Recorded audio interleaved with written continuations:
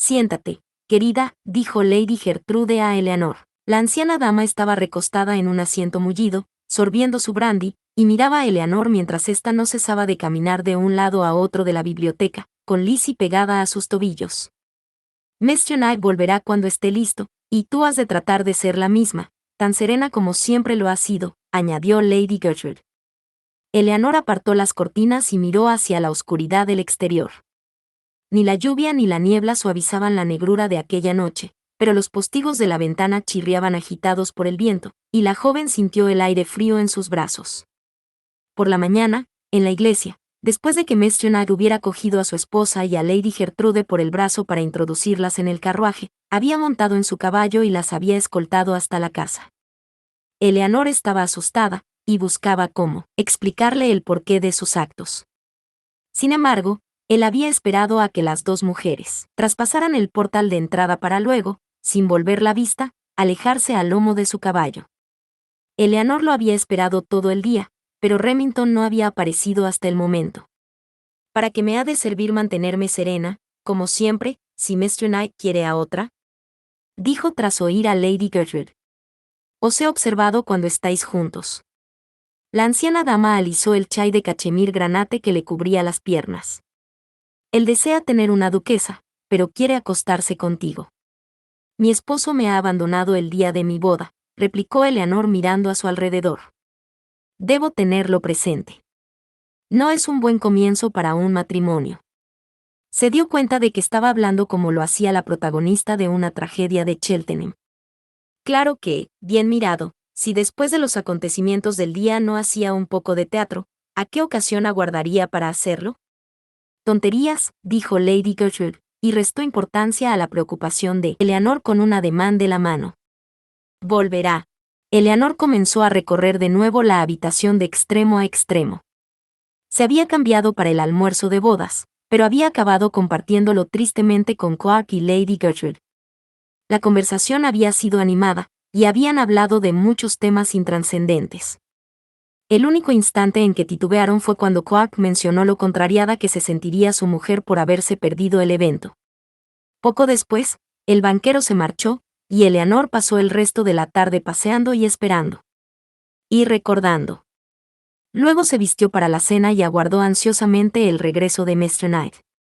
No obstante, él no volvió a casa, y las esperanzas de Eleanor se desvanecieron. Ahora esperaba a que Bridport apareciera con otra copa de brandy para Lady Gertrude y una nueva bolsa de hielo para la cabeza de la anciana. El mayordomo entró en la biblioteca. Eleanor observó su extraño ritual y, poco a poco, fue recordando. Vagamente, se acordó de haber visto a Lady Gertrude de pie junto a Lady Shapster, tendida en el suelo. Me falla la memoria, señora, o esta mañana se peleó usted con Lady Shapster y la derribó. Bridport contuvo una sonrisa. Le di un golpe con la cabeza.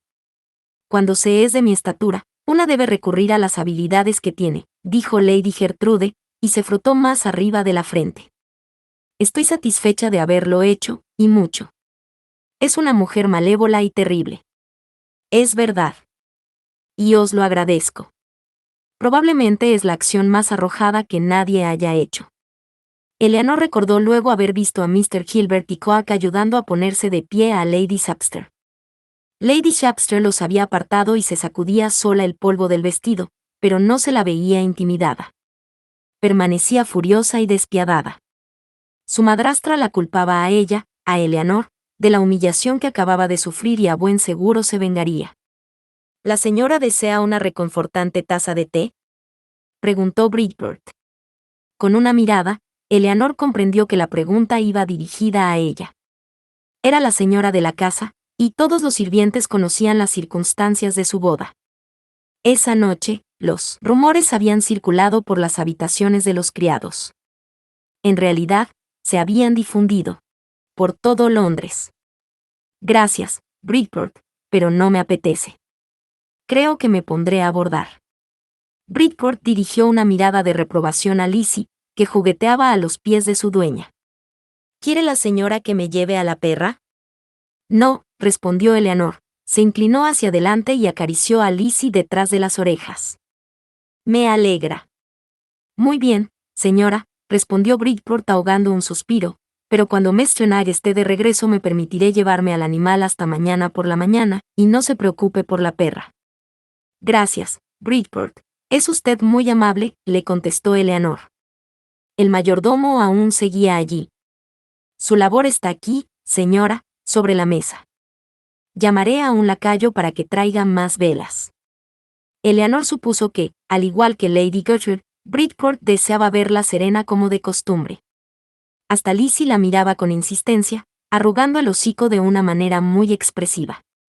Todos, incluso la perra, estaban preocupados por ella, de modo que, finalmente, Eleanor se sentó. De inmediato, Lizzie corrió a echarse a sus pies. El lacayo apareció con velas nuevas, y Bridport tendió la labor de bordado a su señora. Luego le hizo una reverencia y se retiró. Eleanor contempló el bordado que tenía entre sus manos. Era para unas fundas de sillas de Magnus Hall, en Suffolk. Ya había realizado 4. Le restaban 12, y ahora no le preocupaba acabar una más. Fuera cual fuese el tiempo que tardara, no podría quitarse de la mente la implacable y persistente imagen de Remington. Volvía a ver la expresión de triunfo que acompañó aquel beso que él le dio apenas acabó de pronunciar sus votos. Recordó su incredulidad cuando Lady Shapster puso al descubierto la trampa, su desdén cuando comprendió la verdad. No se había casado con una duquesa. Se había casado con una don nadie, de modo que todas sus palabras de deseo hacia ella, solo ella, aparecían ahora como flagrantes mentiras. Porque él también había mentido. Era tan culpable como ella. Algo, no obstante, era diferente, y era que ella se había dado cuenta de que mentía. Solo en un pequeño y recóndito rincón de su mente se había atrevido a soñar que realmente la quería. No la amaba. Eleanor no era tan confiada para creerlo. Solo la deseaba.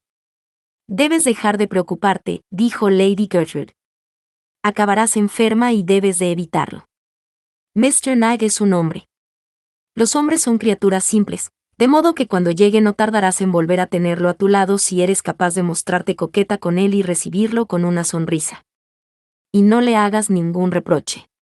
Perdóneme, señora, dijo Eleanor mientras daba una puntada a su bordado, no es mi intención ser cruel, pero le recuerdo que usted no hizo lo mismo con su marido. Lady Gertrude no pareció ofenderse, pero sí se mostró muy sorprendida y se quedó pensando un instante. La diferencia está en el hombre, dijo. Algunos son abominables en lo más profundo, desagradables patanes que nunca serán capaces de satisfacer a las mujeres. Mi esposo, por ejemplo. Pero Mr. Knight es diferente. No es distinguido. Piénsalo. Te dije de él que era distinguido. No obstante, en contrapartida, en lo más profundo es un hombre honrado. No sé por qué persigue con tanta insistencia casarse con Madeline. Sin embargo, estoy segura de que después de lo sucedido la unión entre nosotros dos funcionará. En ese momento, Lizzie se incorporó y se quedó mirando hacia la puerta con cara de pocos amigos. Acabo de oír a alguien, dijo Lady Gertrude haciendo un gesto pomposo con las manos en dirección a la puerta. Quizás sea Mr. Knight.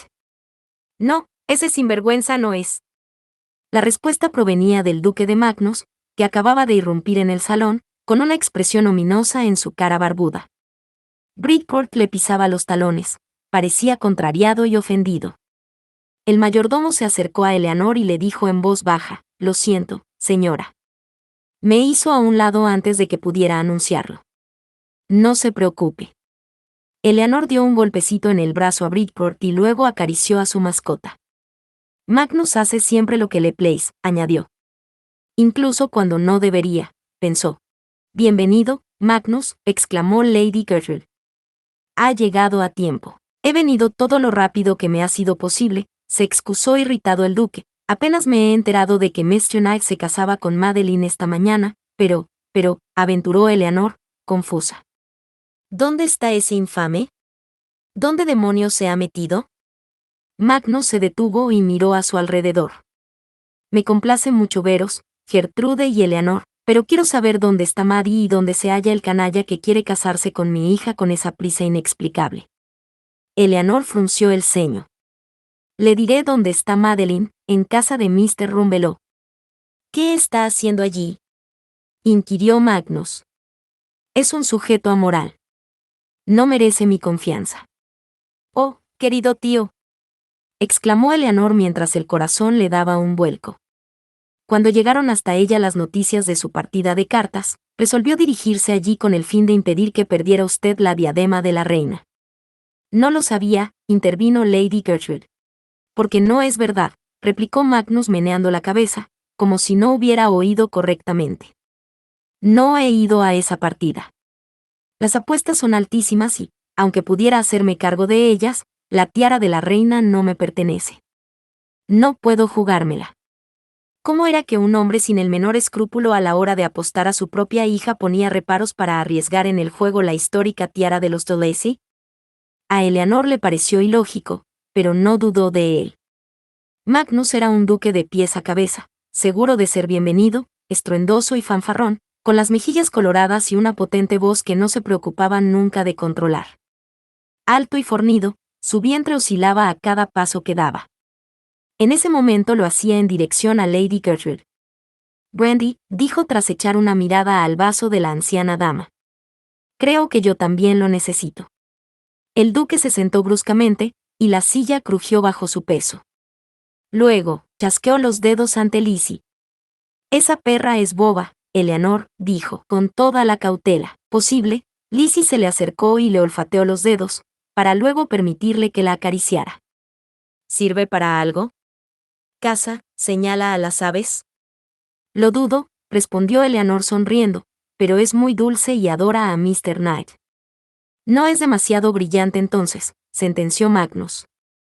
Lizzie volvió junto a Eleanor, como si las palabras del duque la hubieran ofendido. Es muy brillante, replicó Eleanor acariciándolo detrás de las orejas. Bridport llevó un brandy al duque de Magnus. Acto seguido, al parecer decidió que Eleanor también necesitaba un trago y le alcanzó una pequeña copa de cristal llena hasta la mitad de un líquido amarino.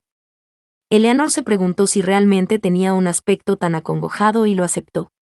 Despidió a Bridport con un gesto, y éste abandonó la biblioteca cerrando las puertas tras de sí. ¿Se ha casado Madeline esta mañana?, preguntó Magnus después de dar un trago largo. Antes de contestar, Eleanor también bebió. De inmediato tosió y se aclaró la garganta. No exactamente, tío, respondió. ¿No exactamente? Creo que no puede uno casarse, un poco. Uno está casado o no lo está. Cuando está usted en lo cierto, Magnus, está en lo cierto, dijo Lady Gertrude, y lanzó una risa aguda. A mi leal saber y entender, Madeline no se ha casado con Mr. Knight, dijo Eleanor tras humedecerse los labios. He sido yo quien lo he hecho en su lugar. Magnus se quedó atónito. Luego, sus labios esbozaron una amplia sonrisa. Endiabladamente bueno, mi querida muchacha. Soy consciente de que siempre has cuidado de tu prima, pero no tenía idea de que contases con el valor necesario para casarte con Mr. Knight. De hecho, tío, yo estoy tan sorprendida como usted, repuso Eleanor secamente. ¿Cómo has hecho para convencerlo?, preguntó el duque en tono de complicidad. ¿O debería conocer la respuesta? Magnus, se comporta peor que de costumbre. ¡Qué grosero!, proclamó Lady Gertrude, contrariada. No soy grosero, respondió él, y se ruborizó para asombro de su sobrina. Eleanor es muy atractiva, y Mr. Knight no es ciego. La joven decidió interrumpir a su tío antes de que la conversación se volviera incluso más incómoda para ella. Si pretende sugerir que he atrapado a Mr. Knight con ciertas artes deshonrosas, le aseguro que soy inocente. Él no sabía que se casaba conmigo. Magnus no entendía nada. Él pensaba que yo era Madeline, aclaró Eleanor. Le costó unos momentos, pero cuando Magnus comprendió el estado de las cosas, se golpeó las rodillas y estalló en risas. Buena jugada. No lo sabía, ¿verdad? Resulta que apostó al caballo equivocado, ¿eh? ¿Cómo voy a disfrutar contando todo esto por ahí? No lo haga, Magnus, exclamó Lady Gertrude tras ponerse de pie rápidamente. Mr. Knight está muy enfadado con Eleanor. Ya tendrá suficiente con que la historia salga publicada en uno de esos malditos periódicos. No acrecentemos más su ira con esa burla de usted. De modo que está loco por Eleanor, ¿eh? Sí, veo que podría estarlo, dijo. Vació su vaso de brandy de un trago y lo depositó sobre la mesa. Bien, aunque me siento tentado a quedarme, estoy fuera de Londres en una misión destinada a restaurar la fortuna familiar. Por esa razón he tardado tanto en llegar. De todos modos, gracias a nuestra pequeña Eleanor, supongo que la fortuna de la familia está intacta. Magnus volvió a bromear. Las negociaciones se han puesto en marcha y no las abandonaré. Eleanor se había dado cuenta de que su tío tenía un plan para salvar a Madeline, a pesar de que Magnus no confiaba demasiado en él. Las dos primas, convencidas de que el duque quería apostar de nuevo la preciosa tiara de la familia, habían decidido que Madeline lo siguiera de incógnito a un tugurio de juego y mala vida. Por lo que Eleanor sabía, Magnus jamás había triunfado en nada. ¿Qué es lo que estáis haciendo, tío? Viejos negocios. En verdad, tristes negocios. El duque se movió intranquilo en su asiento y adoptó una actitud pensativa. Habrá tiempo de sobra para ponerte sobre aviso si el plan tiene éxito. No te preocupes. Eleanor lo dudaba, pero ya le costaba bastante aceptar todo aquello. Mientras tanto, pidió Magnus, dime todo lo referente a las juergas que has corrido con tu caballo equivocado. Cuando Eleanor hubo finalizado la historia, Magnus permaneció sentado con las manos apoyadas en las rodillas. Estupendo, maldita sea. Les pido perdón, señoras. Meneó la cabeza como si estuviera desconcertado y, acto seguido, volvió a interrogar a Eleanor. ¿De modo que te has casado con Mr. Knight en el lugar de Madeline? Así es, tío. ¿Y esa condenada Lady Shapster lo fastidió todo? Así es, tío. Nunca entendí que vio mi hermano en ella. Nunca he conocido a una bruja tan mezquina en todos los aspectos. Magnus se frotó la cara con las manos y luego volvió a hablar en un tono más bajo. De hecho, no esperaba otra cosa de ella. ¡Qué poca vergüenza! Se irguió en su silla. Oye, Eleanor, ¿sabes por qué no puse ninguna objeción cuando Madeline te llevó a nuestra casa? Preguntó a su sobrina. Yo nunca me lo había planteado. Lo cierto era que cuando Madeline decidió ayudar a Eleanor, a esta ni siquiera se le ocurrió que Magnus hubiera tomado parte en el asunto. Sin embargo, era el duque y podía haber decidido que Eleanor llevara una vida miserable. Por el contrario, le había pellizcado los cachetes y tratado con la misma indiferencia con que trataba a su propia hija. Temía que pudieras morir si permanecías allí. Creí que podías consumirte o irte, apagándote lentamente, explicó el duque. ¿De modo que también piensa usted que Lady Shapster es peligrosa? Preguntó Lady Gertrude tras un suspiro. Pienso que lo mejor es evitarla. A ella y a mi hermano. La mirada de ambos se dirigió hacia Eleanor, que se removía intranquila en su asiento. Me vuelvo a mi hotel. Mañana regreso a Sussex, dijo Magnus poniéndose de pie. Gertrude, vigile a Eleanor. Ya lo hago, ya, respondió Lady Gertrude. La perra ladró, y Magnus le alzó el hocico y la miró a los ojos. Sí, por supuesto, tú también, dijo Alicia. Luego besó en la frente a Eleanor. Enhorabuena por tu matrimonio, querida. No dejes que Nag juegue contigo, y recuerda que eres más corpulenta que Lady Shapster, de modo que con un buen puñetazo en la nariz la dejarás fuera de combate. Eleanor se sintió emocionada por aquella muestra de afecto. Gracias, tío. Lo recordaré, dijo.